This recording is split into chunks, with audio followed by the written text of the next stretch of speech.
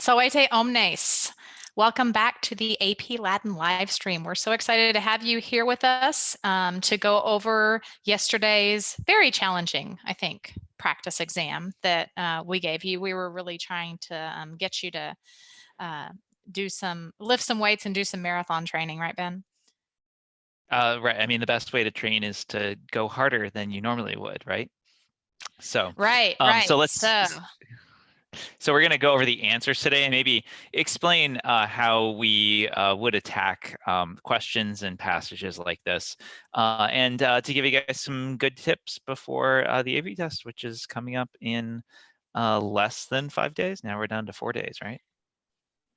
Yeah, so I think Ben is probably going to put up our PowerPoint, and Ben and I were talking earlier. I'm a little nostalgic about this one because this is probably the last PowerPoint. Tomorrow we have our special guest, Chief Reader Jennifer Moss, Dr. Jennifer Sheridan Moss of Wayne State University is going to be joining us.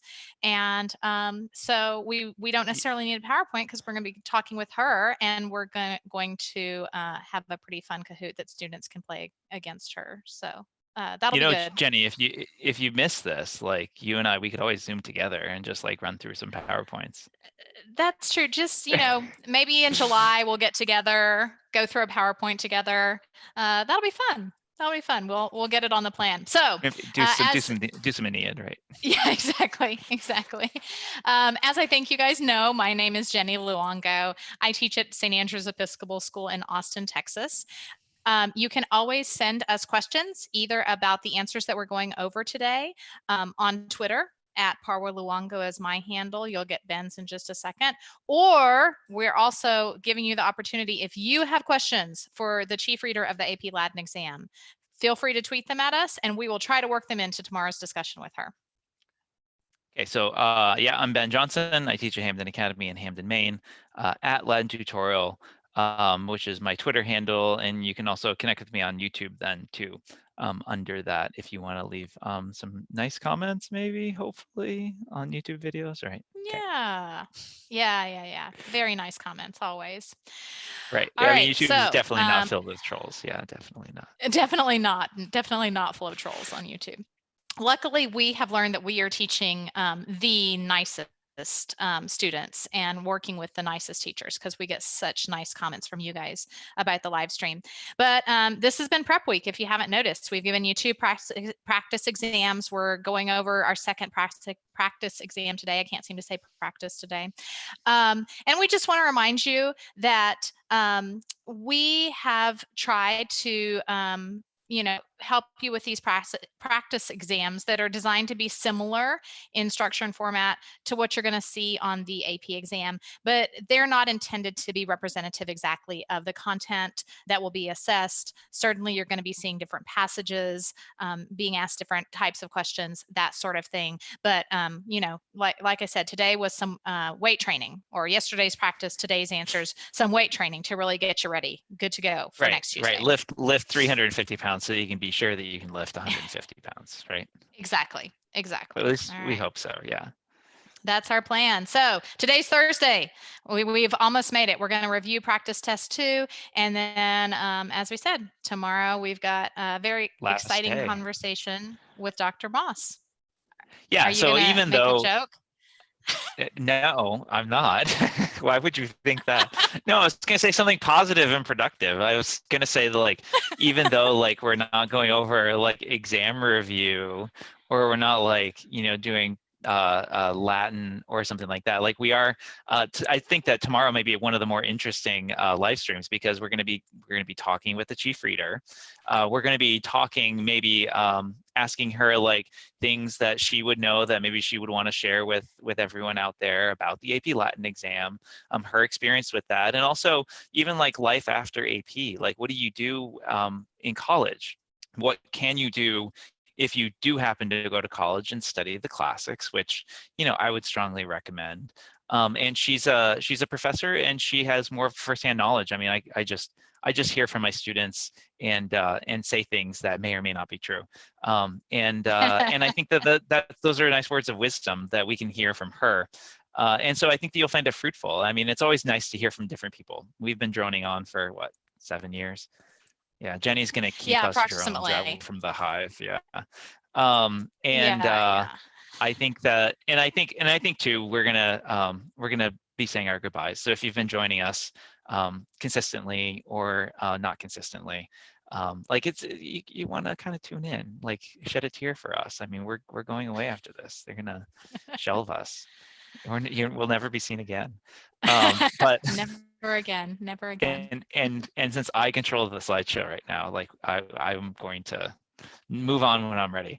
And I think that we'll also be sharing like what we've learned and how we've grown as teachers by doing this live stream. I think that's something that I'm looking forward to. So yeah, did you just cry, sniffle there? A little bit of a sniffle. A little bit of a sniffle. Yeah, okay. Okay. So if you haven't done this already, I think you should go to cb.org/AP 2020 Get Ready. There's a 5-step checklist that will help make you feel a little more comfortable with this AP exam format. Again, the last thing that you really want to do is have anxiety around like the process of taking the test. You want to just have your anxiety around the Latin. So But true. you So can true. try it. Yeah. So you don't want to have both anxieties.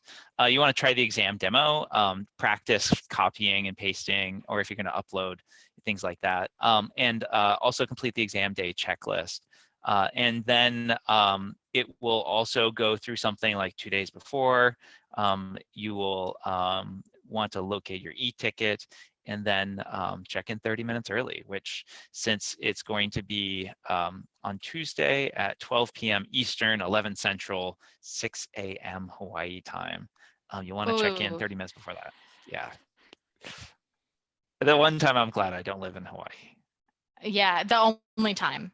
The only Yeah, the time, only time. really. Although Yeah. I'm not taking this test, so the only time I'm glad my students don't live in Hawaii.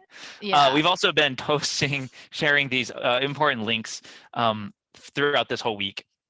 And these are some great places that you can go, great resources to, again, help you prepare for the 2 weeks of AP tests. Even if AP Latin isn't the only AP test that you'll be taking, please look at these and go through and prepare. Again, make sure that you're overly prepared for the format, for all of the stuff, the rules, and everything, so that you can focus entirely on the Latin and not like the process. So I think we're ready to get into our answers from yesterday's test. So this first Let's do passage here, it. okay, so you might notice, again, the best way of maybe approaching passages is to quickly look it over, check out the book and line number. This says it's from Aeneid, book 2, line 50 to 56. Maybe you know that at the beginning of book 2, we're still dealing with the Trojan horse and whether the Trojan horse needs to be led in, and that we focused on the AP syllabus on this guy named Laocoon, or Laocoon, as my kids like to call it. And his warnings about the horse and whether the horse should be led in or not. So those things should kind of like come up to your mind as you quickly, very quickly scan over this to give yourself some good context. So the first question is identify the implied noun that phatos in line 1 modifies. Phatos, masculine singular, and it's a guy who just spoke. And so you would know based off of the context of this that this is Laocoon. He's also going to be the subject of contorsit and the main character of this entire section. Identify the noun that Kerwam in line 2 modifies and give the word that they depend upon for their case. I would say this is a tricky question because I think we so too. have I think so this, too. yeah, because Kerwam, so you got to think, okay, Kerwam means curved. That's true. So what's curved? And you will look at that and say like, okay, it's feminine, but I don't see any other feminine words in that line. And it just so happens that alwas at the end, the belly, happens to be a feminine noun that looks like it's masculine. It looks second declension. It is second declension, but it's feminine, right, Jenny? Cartometry? Yeah. Yeah, Okay, what are it's those a called? super tricky one. What's the term for that? I don't know. Unusual? Different? I'm sure somebody's going to tweet and tell us the special term for it. It's not like a heterogene or a heteroclite because it's in Okay. second declension. It has second declension endings. Okay. But it is one of those Maybe feminine that's what I was words. thinking about. Yeah. I mean, and there are second declension feminine nouns like trees and shrubs, right? I can be second declension feminine and Yep. end in US And and so forth. So yeah, so Kerwam, so here, like understanding maybe what's going on here would benefit you, like the curved belly. What's curved? The belly is curved. And it's curved at its joints, compagibus. So what word forces Kerwam alwum into that case? And that is going to be the preposition in that shows up third word in inque. And so that's what it means when it's like the word that they depend upon for their case. So sometimes it's the word that you would translate immediately right before it. It's also the word that's like, well, so why is this accusative? It's accusative because in takes the accusative when it means into. Is that a good description of that? Okay. yeah, my students really struggle with that kind of question about, what the case depends upon. And I often tell my students that the best thing to do is think about what word they translated into English right before that word, because that often is what the word is depending on. So into the curved belly. So in there is what they should look for.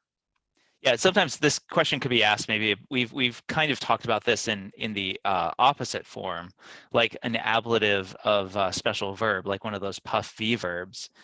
If you have that ablative, like she is using wisdom or something like that, you would why is wisdom in the ablative case? What word does wisdom depend upon for its case? That would be the word uses, utitor, or something like that. So, so we've talked about this in the opposite way.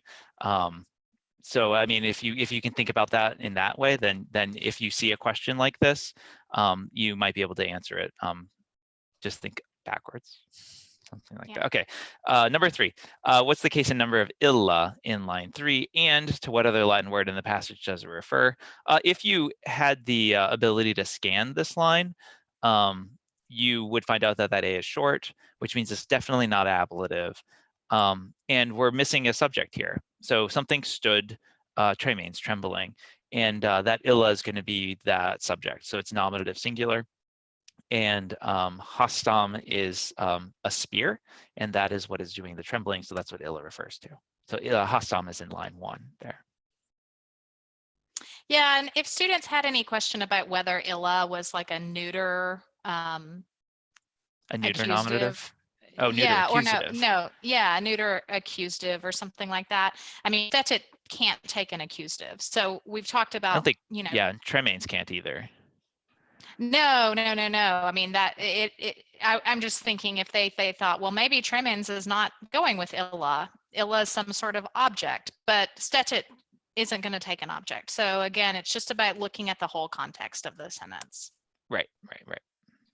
Yeah. Okay. So number 4, yeah. give one and only one thing that the belly of the horse did in line 4. And so that's the line in sonuere kawai gemetumque dedere kawernai. So one thing it did was in sonuere, the hollows sounded or resounded, and then gemetum dedere, they gave a groan. So those are the 2 options. But again, as we've emphasized before, really pick the one you're most confident about and go with it. Number 5, the case number and use of deum in line 5. So line 5 starts and et si fata, if the fates deum of the gods. That's that shortened poetic form for deorum. So it's a genitive plural and it's a genitive of possession was the answer for line 5. I know that my students weren't quite sure what to put on deum in terms of the use of the genitive, but I reminded them that if you're not quite sure, then put what you know, and the genitive is used for possession. Yeah, and talking with my students about this, like this was one of those 2 that they had a question about. They also questioned, like, well, how do you know that deum here is genitive plural and not accusative singular? And context. Right, the fates aren't doing anything to a god. It's definitely the fates of the gods. And Vergil loves using these removing that or are part of the genitive plural for first and second declension nouns. And so that's something that you just kind of have up your sleeve. You get used to it, and it just becomes another thing that you can do to understand what's going on here. Yeah, absolutely. And if you look at the whole line, fuisset is your verb. It can't have an accusative object. So, Right. deum is going to be deorum.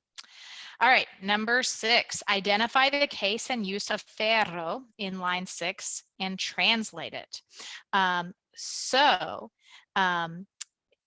If the fates of the gods, if the mind had not been foolish, talking about Laocoon, he would have driven impulerat us to foidare, defile argolikos latebros, the Greek hiding places, ferro, with iron, or by the sword, or something like that. So by means of the sword, this is an ablative of means. And Ben, I know you've talked a lot about how kids should think about how you can translate a word to help determine The case in use, yeah. the case in use, absolutely. And so here, ferro, by means of the sword, if you can say by means of, then it's an ablative of means, right? Right. Makes right. sense to me. That again, right. Your own translation, like this is kind of working backwards, right? And in some ways it might be better to work backwards from an understanding of what's going on to that grammatical term, rather than looking at this and being like, okay, what's the use of the ablative here? Because that'll help me translate it, but I don't really know what use it is. Usually it's better to understand it first. Yeah.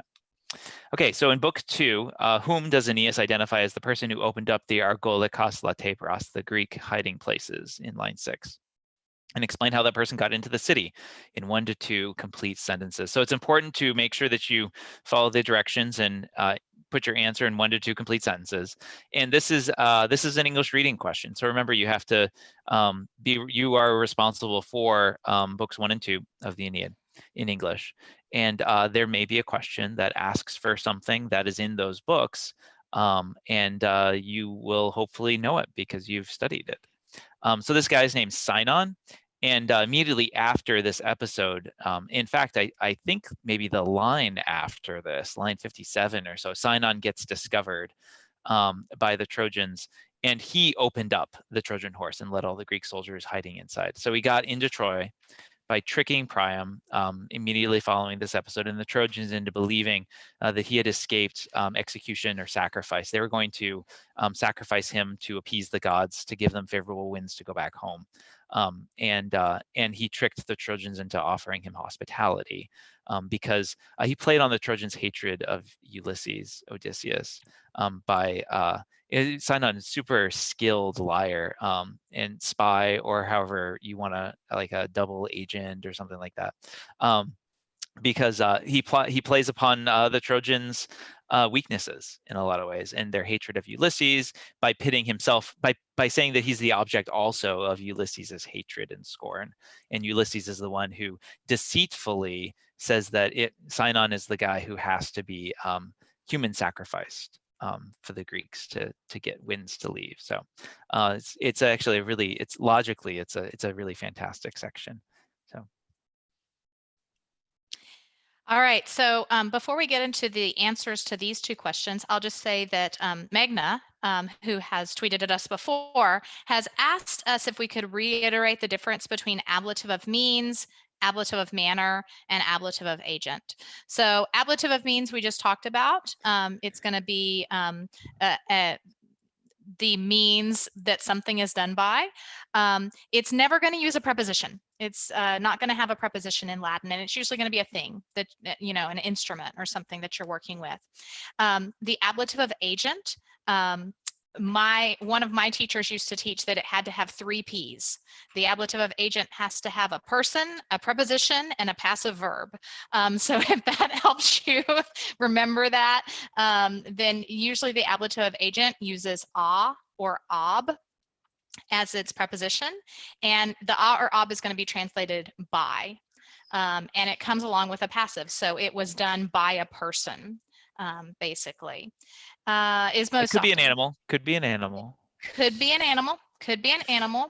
But I sometimes kind of animals are means. at least too. our house. Our animals are people. It's true. It's true. And then ablative of manner answers the question how. And it, again, uses the English word with very much of the time. And it's one of the only ablatives that can come with a cum, but it's not required, especially if there's a noun you might not have the cum. But, you know, think, how did you graduate? Magna cum laude. That's an ablative of manner right there. Yeah, and ablatives of manner are adverbial often too. Like they kind of replace adverbs. Like, how did you come with great speed, which is kind of a replacement for an adverb quickly. Yes, Yeah. absolutely. Absolutely. Yeah, I've covered a bunch of these over on YouTube, on Latin tutorial there, especially recently. So if you hop over there, you might get a couple of minute review on the different uses. We have a couple other questions too, if you want to use this time for this. Yeah, Jenny? let's just pause and take some questions before we go over 8 and 9. Okay, so Valentina asks us to talk about the difference between substantive clauses of result and normal result clauses. Yeah, and I will say that on the AP exam, you just have to say result and you'll be fine. If you say result, all will be well. But if you're a grammar nerd like me, here's the difference. You're not a nerd. I mean, you know, like when you put me with a bunch of Latin teachers, maybe I don't look like one, but Yeah, you're like you super know, cool. Thanks. But okay, so a substantive clause of result is going to happen after a verb like it happens that. So accidit, ut, fit, ut, evenit, ut, something like that.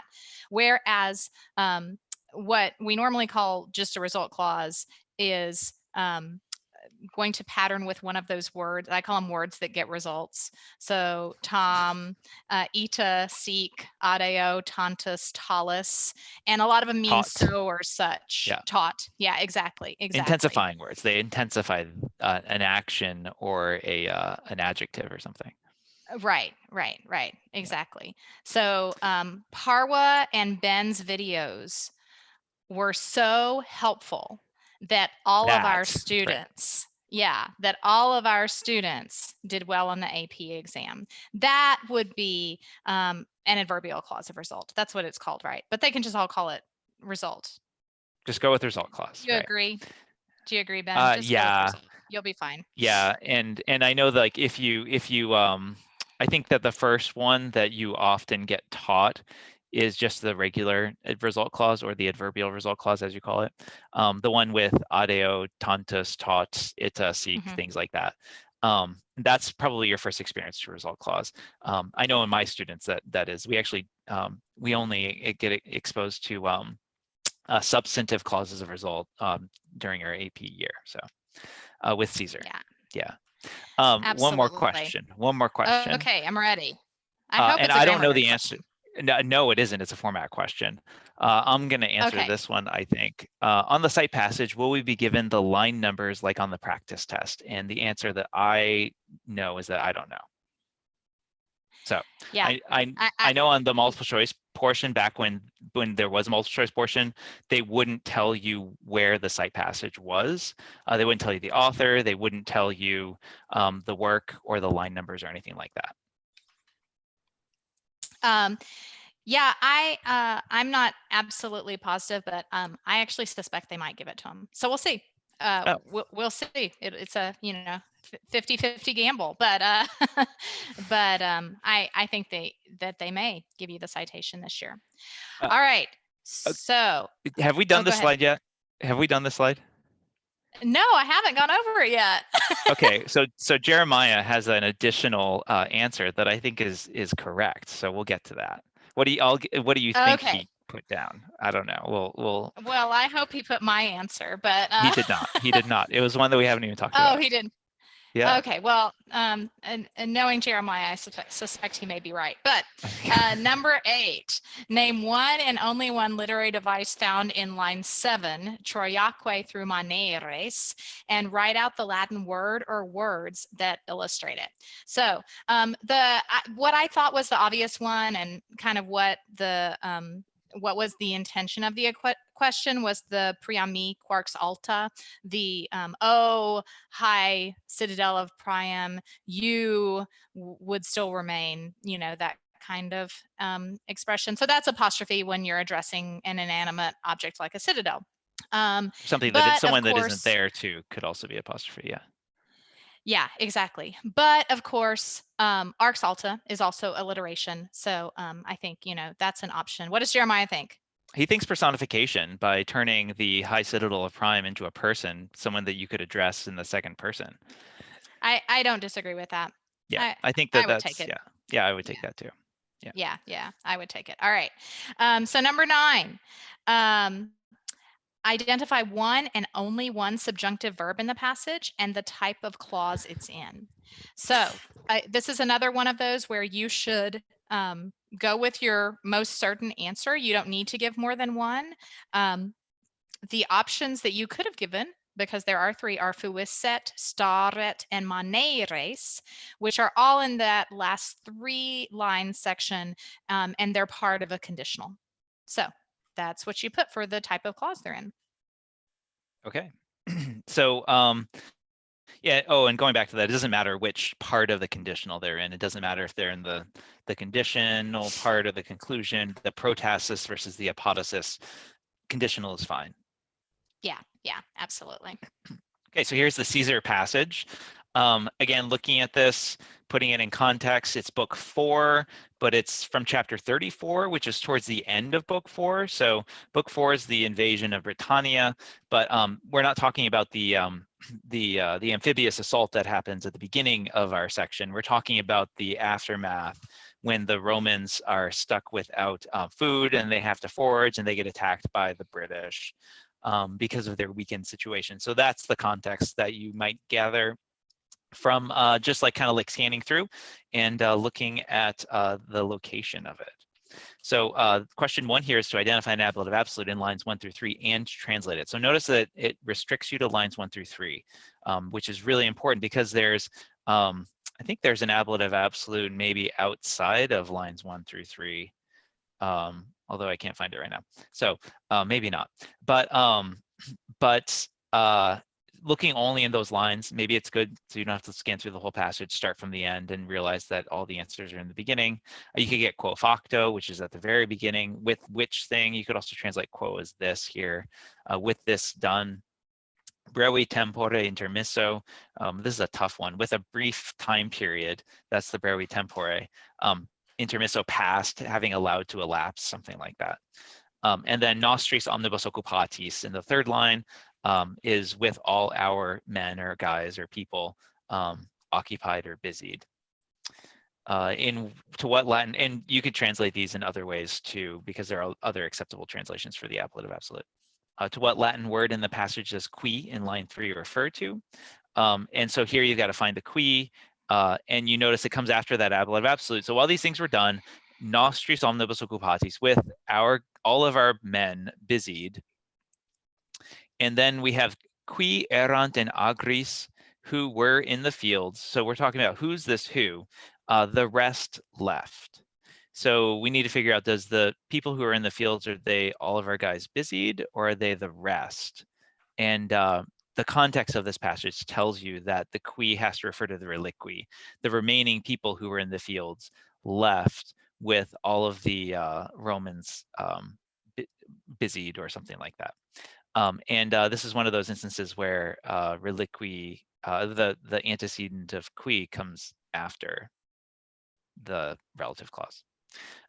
Number 3, identify the subject of secutai sunt in line 4 and translate that subject verb pair. So it's important to make sure that your verbs have subjects when you translate them. Tempestates is the subject here. It's actually at the end of its clause, so it can be challenging to see that. Something followed. And then continuos is accusative, so it's not that. And complores kind of looks like continuos, and dies kind of looks like that for many continuous days. And then we finally get to the subject, and it's going to be storms. Make sure you translate it in the plural because it's tempestates, and secutai sunt is plural. And secutai sunt is also deponent, so you don't have to work that sunt into your, you shouldn't work that sunt into your translation. This is just how the deponent verb looks in the perfect tense. All right, so number 4, list one and only one effect of the tempestates, those storms in line 4, and quote the Latin that gives you the answer. So they kept the Romans in camp. Nostros in castris continerent is one option. Or your other option, but you should only list one, was that they kept the enemy from the fight. Hostem a pugna prohiberent. And then looking at in line 6, identify the case and use of suis in line 6 and identify to whom it refers.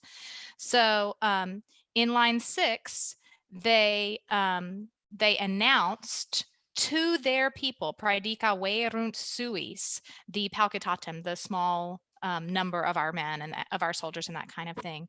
So they announced to their own people. That's a dative indirect object, and the people that it's talking about are the British people. Okay. Number 8, this is a long one with a lot of possibilities. So identify one and only one message spread Hey, about Ben, the. did we just Yes. jump from 5 to 8?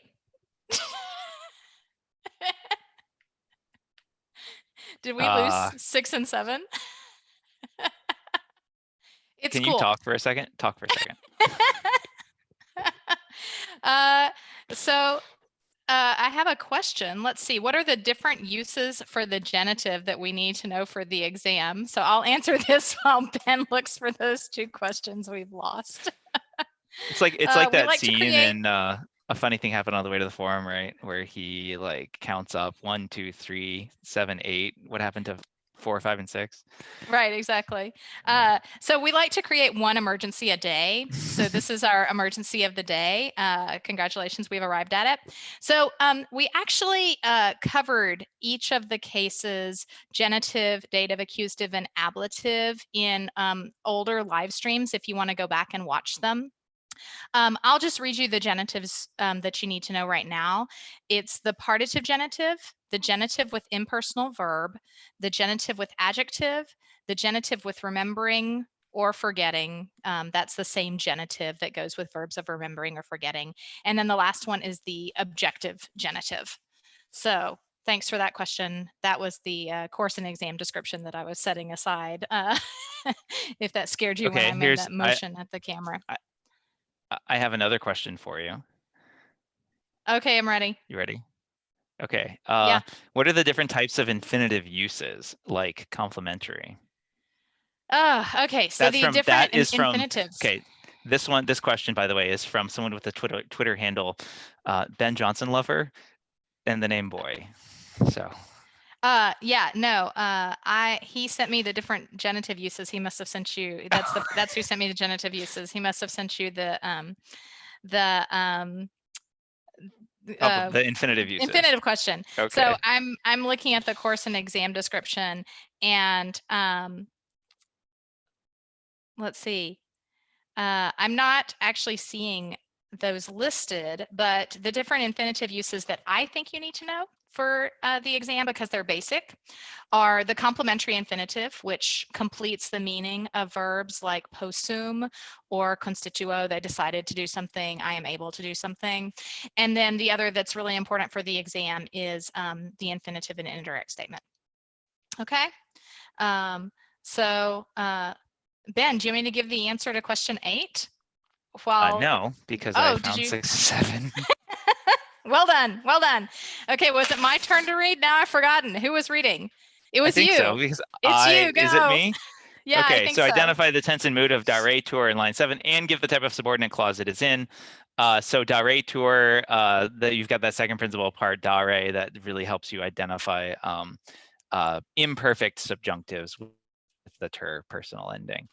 This is an indirect question governed by the quanta that's at the end of line 6 there. They showed how well we'll talk about this in a later question. So translate si Romanos castris expulsent in 7 through 8 and identify the case and use of castris. So if they had expelled the Romans from camp, and castris is an ablative of separation, placed from which. And you can kind of use the X at the beginning of X pu listen to help you kind of clue in that you're translating castries with from, which would lead you to separation. All right, so now identify one and only one message spread about the Romans from 6 through 7. So this is where Ben said that quanta is going to come in. So we had already talked about how they announced the paucitatem nostrorum militum, the small number of the Roman soldiers. And then they announced quanta, how great facultas, an opportunity daretur was given, praedae faciendae, for making booty or for capturing plunder. I noticed that you didn't put booty on here, and I can't believe I just said it, but that's cool. Yeah. Well. And then how great the facultas opportunity was given for liberandi, freeing themselves in perpetuum, forever. Okay, and then this one, identify a gerundive in this passage. There are 4 that we have here.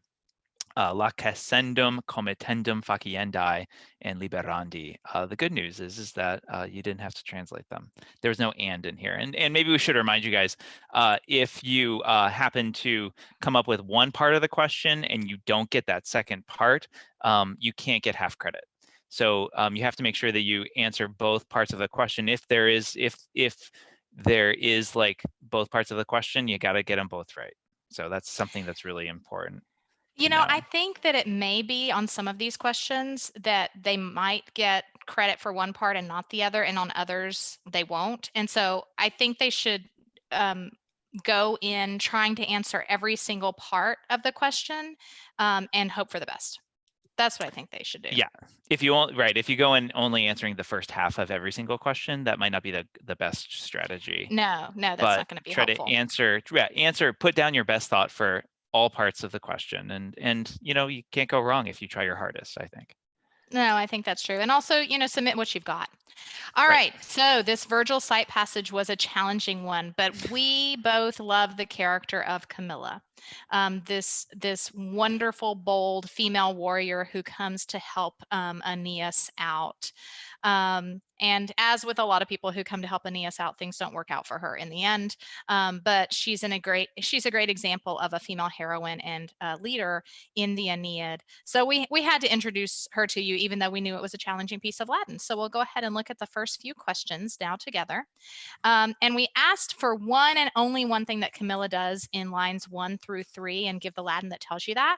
So Camilla occurrit, she meets up with with him. And then she desiluit, she jumped down from her horse. That's the one I would answer because that's the one I would be the most confident about. That's the one I would do with too. Yeah. Number 2, what's the antecedent of quam? My students struggled with this. They were telling me about it when we were debriefing after the live stream yesterday.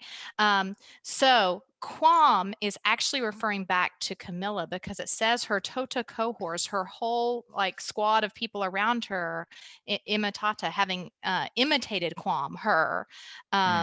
So quam is going all the way back to Camilla. Number 3, flowed down to the ground. Yes, with their horses relictes left behind. Man, that's what I want to do. Number 3, si qua fiducia. If there is any trust. We learned after sinus numine, all the ollies. I say take a hike or go away. Okay, all right. I say go. I say take a holiday. Take a holiday. I knew it was something different. Okay. And then identify the case of fiducia. That one is nominative. Okay, question 4, what is the case and number of 40? And hopefully you guys downloaded the right set that only had this. And 40 here happens to be dative singular. It's if there's any trust for a strong person, deservedly merito. And I would say that if we were to ask use here, this is probably like a possession, right? If any strong person has, if a strong identify person the case has any, because you have that dative with a form of vest and so forth. Okay, but we didn't ask that because we asked this question, identify the case in use of termi in line 6, and this happens to be dative, and it's dative with a compound verb with occurrere, and this is compound verbs. Like probably would call this a special verb too. You might have learned it maybe as like one thing. Verbs compounded with prefixes can take their objects in the dative case if the new compounded verb's meaning is different enough from the root word. And sometimes I tell my students, like, if you see a word here that like could be in the dative case, and there's a verb with a prefix on it, then maybe that is the verb that, as we talked about at the beginning of this live stream, that requires or forces the noun to be in a certain case. In this case, it'd be the dative. So this is a very tough question. That was a very challenging question. I agree. This It whole is test was very challenging. 11 out of 10. Yeah, we were really getting them to lift the weights. All right. Number 6, name one and only one thing that is promised in line 6 and 7 and give the Latin that tells you that. I'm so excited that I got to read this one, because she says, prometto, I promise, occurre, to meet up with. And again, thinking about what word comes right before turmai is helpful in terms of, knowing what to look for in terms of what case it is.